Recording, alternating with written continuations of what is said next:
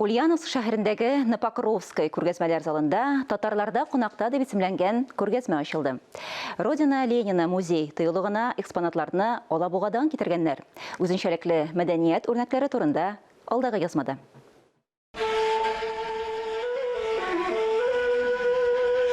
Экспозицияда 180-ге якын музей әйбере, рәсем сәнгате, бизәнү әйберләре, милли костюмнар. Әлеге сәнгать әсәрләре республика осталары тарафыннан булдырылган. Чтобы все понимали культуру. Мәдәниятны барыбыз да аңласын, аның турында кешеләр күбрәк белсен өчен кирәк бу күргәзмә. Россиянең күп төрлелеген күрсәтә торган байлык ул. Ульяновск күргәзмә килә торган 4нче шәһәр. Моның алдыннан экспонатларны Екатеринбургта, Оренбургта һәм Кырымда караганнар. Музей заллары ачылган көнне үк кешеләр белән тулган. Огромный интерес эта выставка вызвала. Ульяновск шәһәрендә яшәүчеләрдә күргәзмә зур кызыксыну уятты. Ул бик оптимистик рухтан тора.